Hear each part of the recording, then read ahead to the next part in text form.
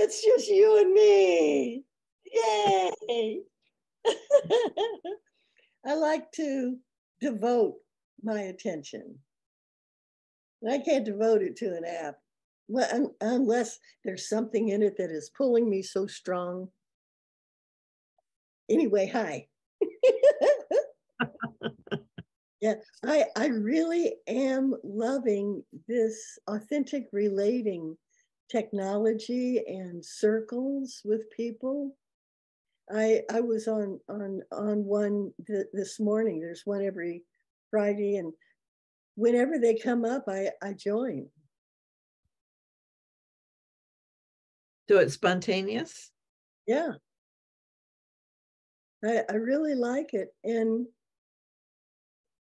And so I'm learning, you know, the principles and the languages. They have authentic relational, they have relational languages. There's inquiry, observation. They call it storytelling, but I call it informing and direct. You know, you can, the language of directing something, the language of, you know, all that. And it's good equipment. It's good to equip myself. But the authentic relating stuff is just the art of being, you know, being fully human. And I like it because people are paying attention, they're respectful, they stay centered in themselves and they interrelate, ask each other questions and find out things. I was on one this morning I liked. I'm on one every day. At least. Yesterday was amazing. I was on one, and this guy and I stayed afterwards after everybody was gone because we wanted to talk about passion. Because each of us is passionate. I think you'd probably define me as passionate, right? I would think so, yeah. Yeah. And we got into this energetic exchange about passion. And I had an experience that stayed with me afterwards of, I mean, it's like this new energy came into my home. It's like what we were doing came into my being, just being alone here by myself. I was so energized. And it was a kind of a breakthrough because it was in my body now, not just with him online. But I carried it with me. And I even had to sit in my meditation chair for quite some time afterwards, just to whatever the word is, to calm myself down. And then of course I researched what passion is, and there's harmonic passion that leads to adaptability, and there's obsessive compassion, obsessive passion, all kind of bad things, but harmonic passion leads to adaptability, and that's a buzzword in evolution. So that was fun. Very nice. So what are you up to? What am I up to right now? we're sort of, well, we've been in limbo for a while, and I'm still there. We're still trying to move and doing all that kind of stuff. So there's just a lot of ambiguity and, yeah, sort of fog around because things are changing but haven't coalesced into the new thing, whatever that is. So, well, fog is unusual for you. How are you? How are you processing, experiencing? How are you doing with being in the fog? Well, I find doing everyday things really helps. So my yard looks great right now. Oh, yeah. I'm not cleaning as much. I mean, the house looks good, but it could stand. I'm not doing a lot of cleaning. I'm not doing a lot of cooking, but um, yeah, and I procrastinate a lot with the things that I need to do. So that's not good, but So yeah. tell me more about what all is in the fog with you. That's foggy, the foggy things. Well, I don't know where we're going to really live, um, and or whether we can even move, actually, whether things will even change. So we're kind of sitting in that puddle. Has panic attacks and lots of throwing up, which could have led to the hernias because she was doing a lot of that Wow, when she's nervous and has anxiety and all of that. So that's difficult to have and to live with, for you to live with. yeah, we've got it down pretty much. I mean, so it works sort of. If you don't want it different, it works fine.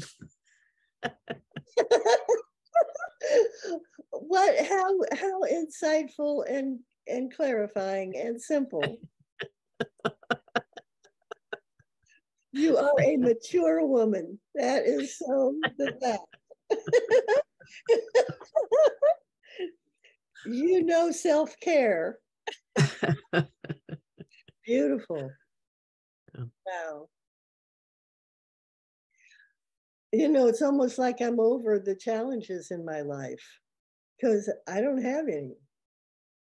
Yeah, well, you take them on or you don't. And you're at a point where you can choose not to. Yeah. Yeah, I don't have any that come at me except them closing down the garden. Yeah. That threw me off. Yeah. I had to adjust, adapt, process. Um, but I feel full. I feel so fortunate.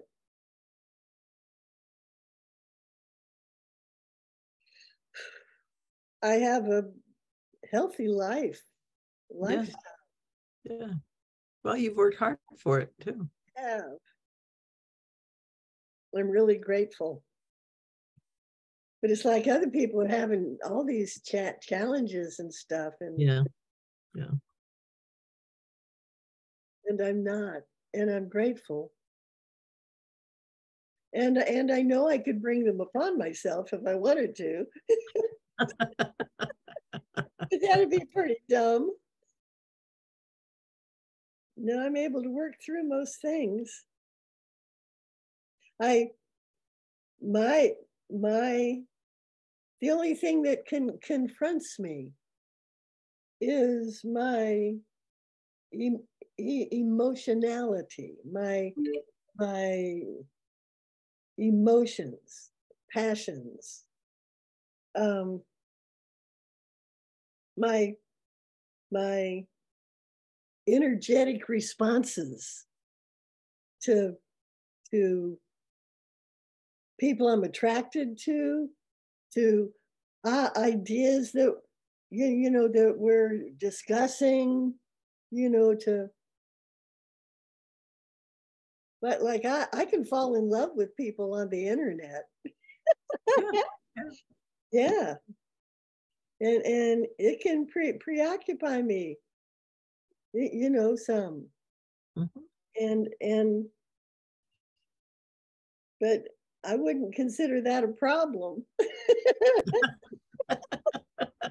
Not unless you're giving them money, then it's a problem.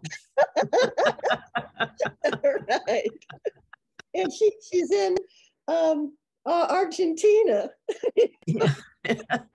Or inviting you there, or wanting to come to see you, or any of those It's not going to happen.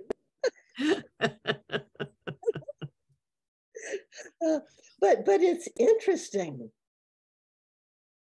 that there's something about, I don't know, it's and it's not just her, it's like women that look like her from a different culture. You know, it's as much attraction to the culture as it is to the woman. Maybe it's a past life.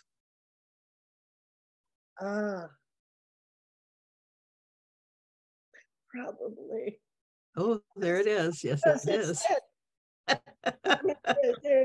There's nobody that comes to me, but just that fact that backing it up into my beingness, it's like, oh, yeah,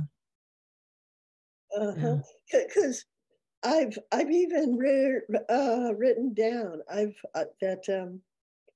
that I've had past lives in the military and in Africa and in indigenous setting.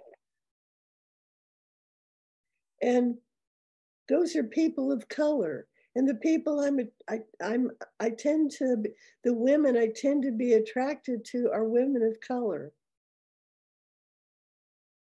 And so it's helpful to think in terms of past life. I take myself off the hot seat. Yeah. Thank you. You're welcome. That makes sense. Yeah. No, I can see it made sense. I mean, it really touched you. So there's a lot of memory and emotion there. Try write a story, just fantasize and see what happens. Because some of the past lives were as a man with the yeah.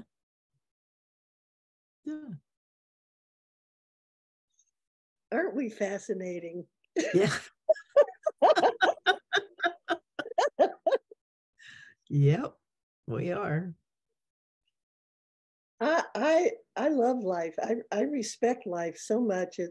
It's just amazing. It is. And it's been interesting for me. There's two things I want to say. One, there's a book that you might want to look at called Wild Earth, Wild Mind, I believe, or Wild Mind, Wild Earth. David Hinton is the author. And he's a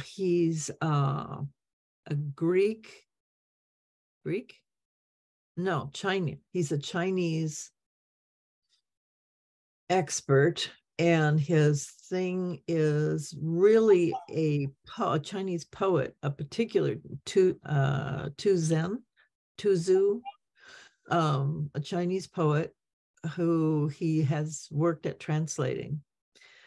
But through that poetry, he has really connected to the earth in a way that's very similar, but not biologically focused, like Weber. But he comes at it from a totally different perspective from Chinese poetry. Cool. Yeah. So he's just a very interesting guy, and he's read a ton of books, and they're all on China. And so he has taken the Chinese Buddhist approach to life and talks about that in the same way that Weber does, but not biological. Wow. I'll definitely check him out. Yeah, so it's kind of fun. Yeah. David Hinton, I think. H-I-N-T. Right. Yeah. Okay. Because I love Weber, but yeah, well, Weber is it's very visceral. This guy's more cerebral, But he's coming from the same place, just from a different, walk through a different door. That's all. Yeah. So it's kind of fun to hear. And yeah, I'm still trying to figure out where I'm going with all this stuff. And ethics keeps coming up. And I do think, and he's into ethics, as is Weber at the end. And I'm really considering seeing if I could do a discussion with the three of us on earth ethics, because that's where we're all there. We just have slightly different ways of looking at it, and it might be an interesting discussion.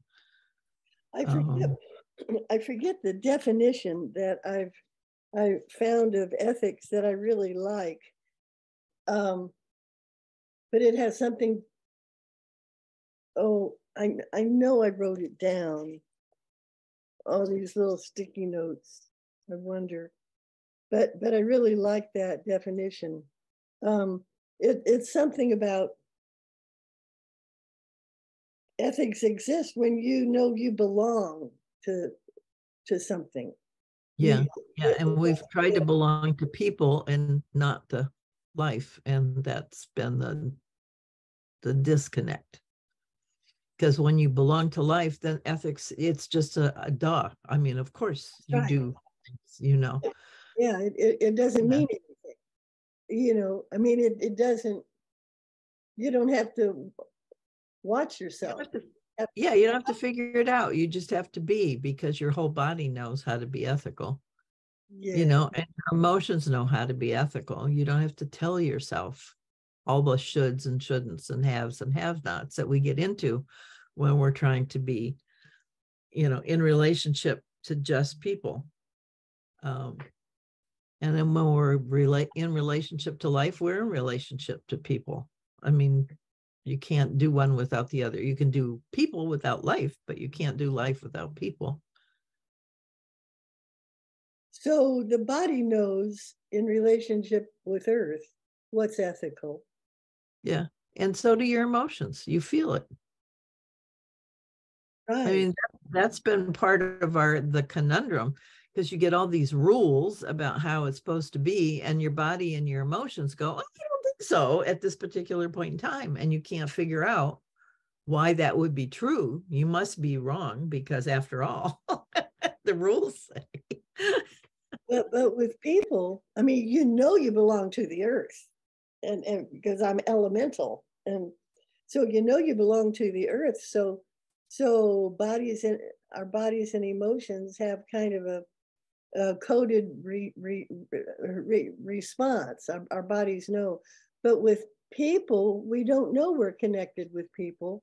When we know we belong with people, then that's where ethics comes in, right?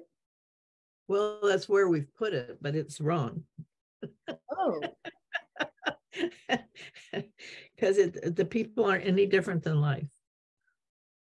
We want to make them different, and we can't. That's the problem. They are the same. And then it becomes easy. That's very good.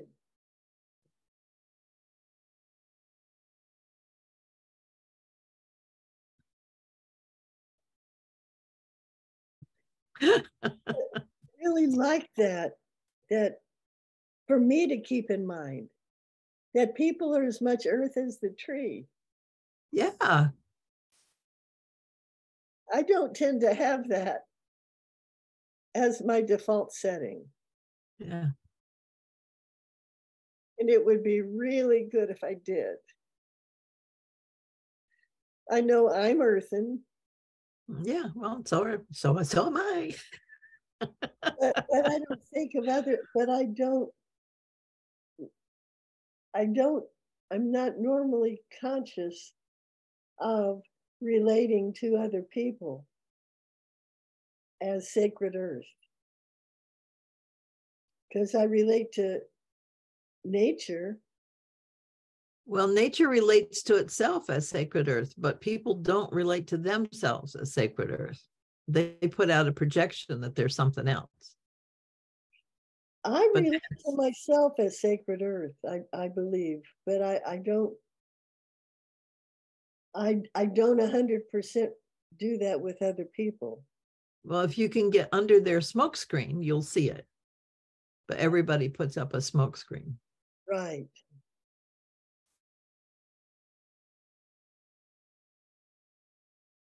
That's so. Say more about ethics, because I know you've done a lot with ethics and values, which I haven't paid much attention to because it seemed it seemed to me that you were being anthropomorphic about ethics and values in terms of earth. That ethics and values only, but I hear what you're saying now, that it's all earth. Yeah, it's all life. And life works, has ways of working with itself that work. I mean, it's been polished over millions and millions of years, that relationship and how to do that. So the old pieces of life that are in us and around us know that. They have those memories. We're young. We're a young species. We don't have that memory, and we're not willing to listen. So say that again, because I was processing something. I was processing that people are earth.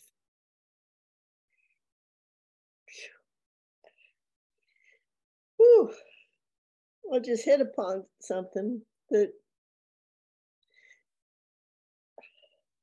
when I came back from 2 years living in Israel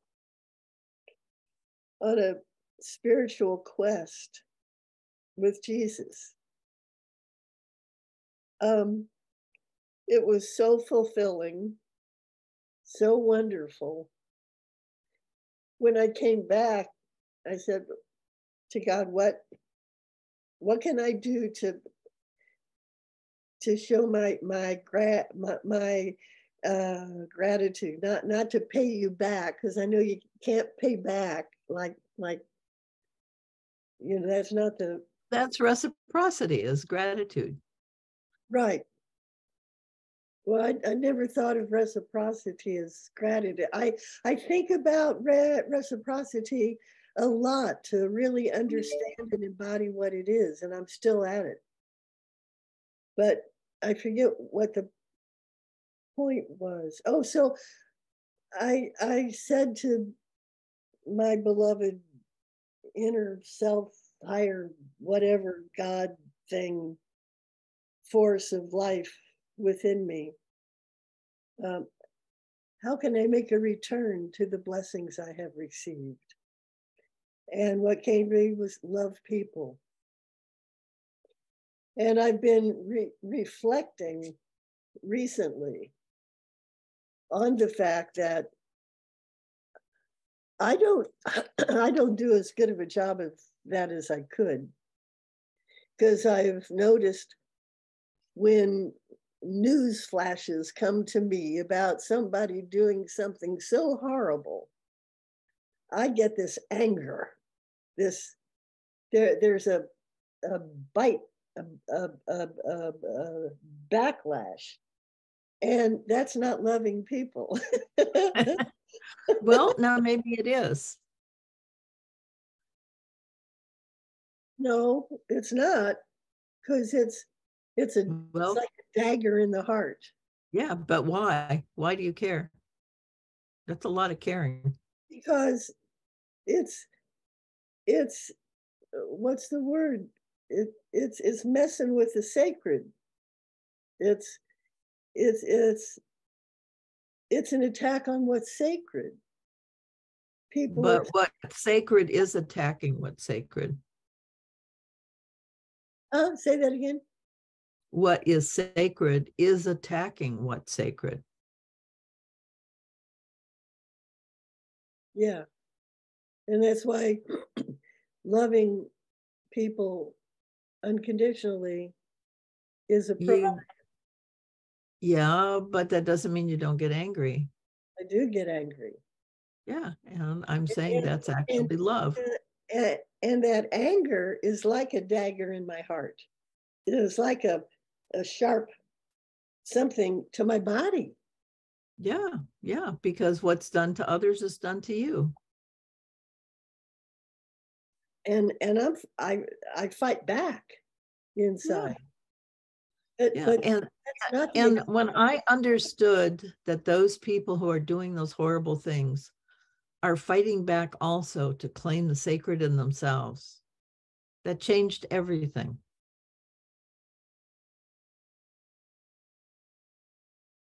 Because they have felt denied, and the only way they can get that recognition that they too are sacred is by doing those horrible things. So people pay attention. you're probably the most mature woman I have interaction with.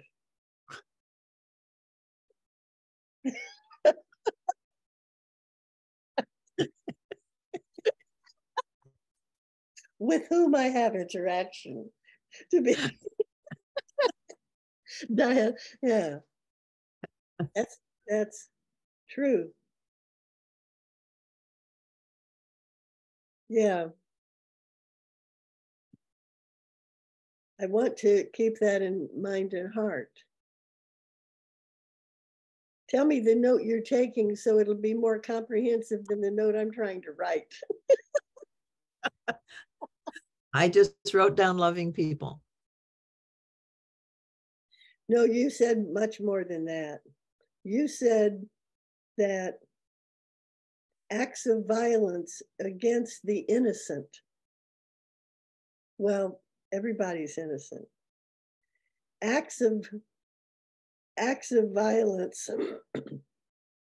You can't get away from the sacred is doing crappy stuff to the sacred.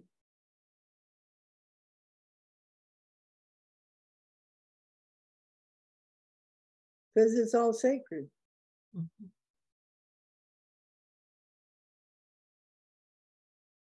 Sometimes I'm not aware of that. Mm-hmm. And get angry and feel daggers in my heart. Yeah. Feel violence against. Because I've crafted a protective, what would I call it, stance in Mm-hmm. life. I tend to be protective. Yeah. Well, And, you need it to be. and that means, and that has meant violent acts sometimes. Yeah. I mean, Yeah. I've punched people, I've stabbed Sure. people, I've bit people.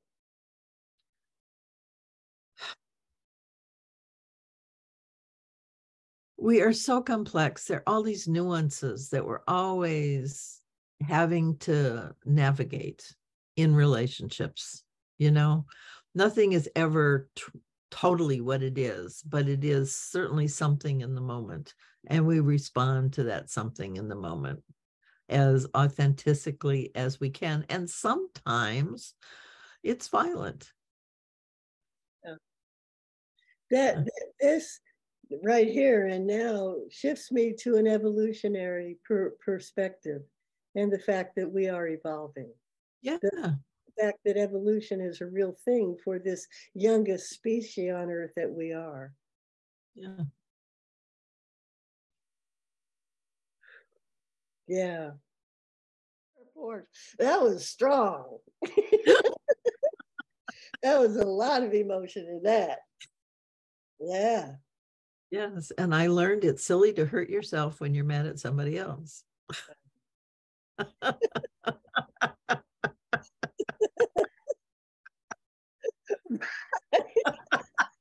Good lesson.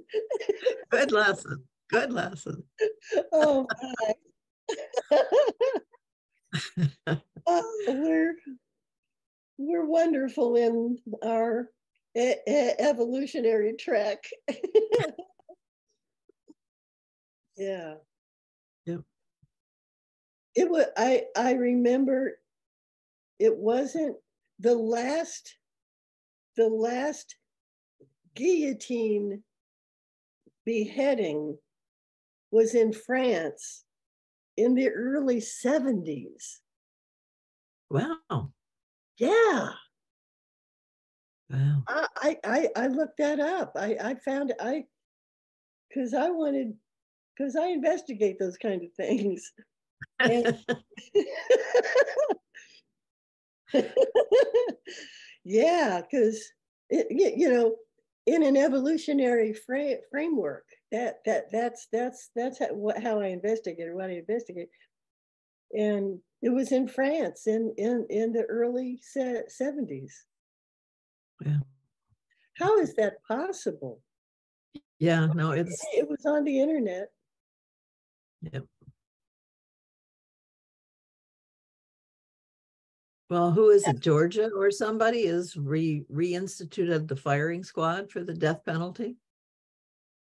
Where? It's someplace in the South of Georgia, North Carolina, someplace. In America? Yep. No joke. They're having trouble killing people and making it effective and humane, quote unquote. And so they've done these, trying to give people drugs, and those don't often work, or the person has a reaction to them, or so they just can't figure it out. And so some states have gone to firing squads. That's hard for me to believe, and it just, woo.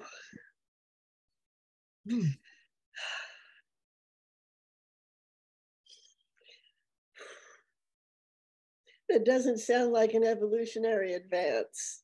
Well, we're resisting that. Yes, we are. But I said we're resisting our evolution, I do believe.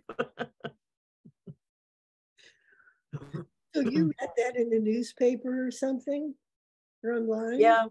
I get news from all sorts of places, and yeah. I mean, I think that's where we are. That's part of our problem. We haven't decided to really live.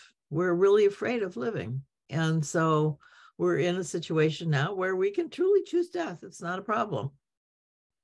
Everything's geared to make that happen, and fairly quickly, for a lot of us anyway.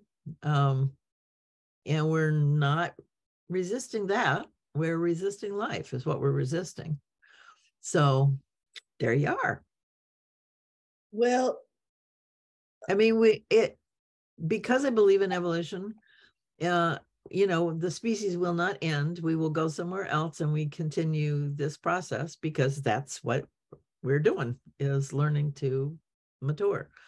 But at this particular time and place, it's pretty iffy. It's pretty iffy. I mean, and the people who will make it through. I mean, I do think there are going to be some who make it through, largely because there was a guy, he did a whole bunch of past life talks, probably in the 70s, maybe 80s. And he was always telling people about their past life. And somebody said, does anybody ever tell you about the future? And he said, oh, now that you mention it, yes. And that there are people on the planet in the future, and there are not that many of them. And everything is fine. So I've really held that as, at least in one iteration, it's a possibility. So I do think something will happen, but the heat, we're going to have to deal with the heat. And it's a lot is coming forward about things we can do with the heat. We're understanding how to cool the planet, and the planet is cooled through plants, a lot of it, and the ice is gone, so that's going to impact the water, which is going to impact stuff, but still plants have lived when it's been really hot, so plants are there. Maybe not the same plants we know, but plants can adapt to that. Whether we can is going to be the question in my mind. But we're already trying, our body's already reducing its temperature. So all of the little biomes in us are working on it. That brings up a bit of information I learned. In the dinosaur period, where humans, prehistoric humans survived in that period where dinosaurs did not, because of the temperature in us, that we're warm-blooded, and that's why humans survived that period that dinosaurs disappeared. Yeah, humans did not live at the same time as dinosaurs, but our predecessors did. Right.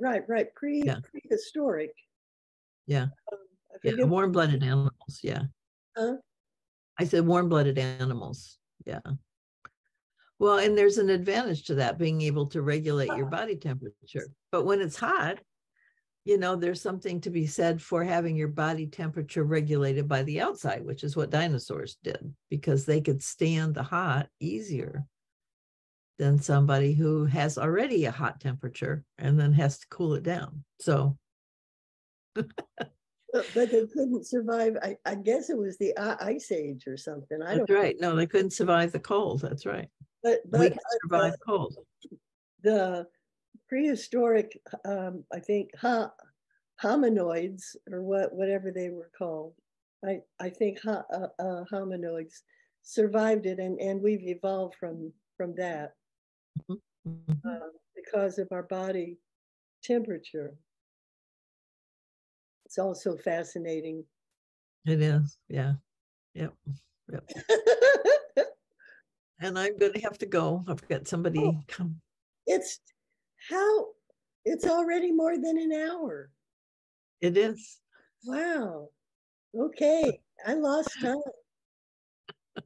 Thank you. Thank you for this platform and for the time with you. Oh, you're welcome.